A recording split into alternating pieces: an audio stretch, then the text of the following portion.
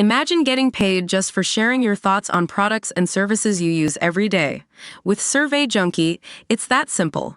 Click on the link in the video description to discover how you can start earning today by taking surveys. A Grenfell tragedy survivor has revealed how she escaped the disaster 7 years ago today, but now fears it will happen again. Emma O'Connor, 35, and her partner Luke escaped from Grenfell Tower's 20th floor during the inferno, which claimed 72 lives in June 2017. She now fears cladding at other large structures will lead to another disaster. Emma, who tragically lost her friend Steve in the London blaze, has now bravely recounted the night of June 14, 2017 to our channel.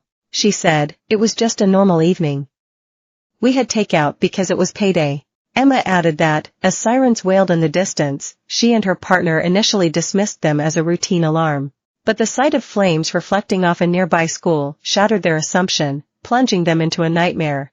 Emma said, "Engines 1 and 2 turned up, so I instantly jumped out of bed to see where they were going.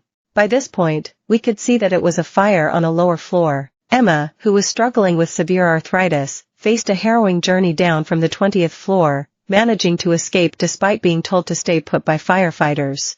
The one working lift became their lifeline, ferrying them through smoke-choked corridors and past frantic neighbors, desperate to flee.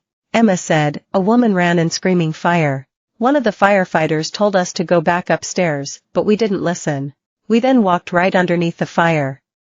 I don't actually know why we did that, but we did." Escaping the building, Emma and Luke found a bench, watching in horror at the chaos of falling debris and raging flames. The fire claimed 72 lives and injured 70 more after a blaze started in the kitchen of flat 16 on the 4th floor of the Kensington Tower block. More than 350 people were thought to be inside when the blaze, which lasted 24 hours, started. Hundreds were left with nowhere to live after the tragedy.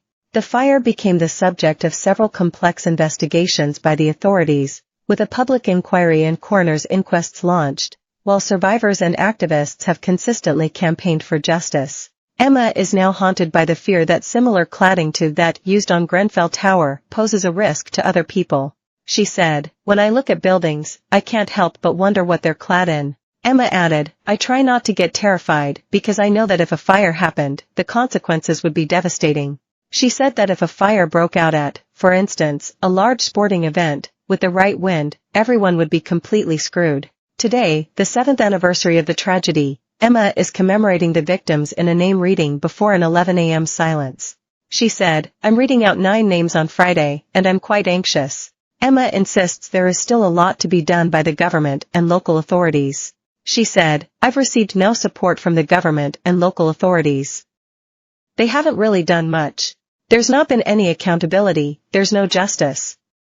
Justice would look like getting rid of the 18-meter rule, implementing PEEPs, and giving better equipment to fire stations." Following the blaze in 2017, the government introduced new fire safety rules, including new rules for high-rise blocks of flats, but only applying to those that are at least 18 meters or 7 stories high. And in October 2019, the Grenfell Tower inquiry recommended that the government bring in a legal obligation for building owners and managers to issue personalized emergency evacuation plans, PEEPs.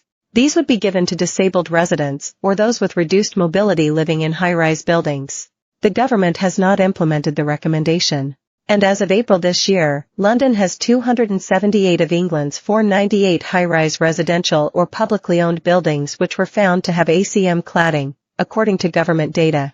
Detailed timing set out from the Grenfell public inquiry. Of the capital city's total, 236, amounting to 85%, have now been remediated, though some are still awaiting sign-off, the Evening Standard reports. Emma said her thoughts turned to her neighbors and the dogs left behind after fleeing the building. She said, "My first thought was, oh, where are the dogs?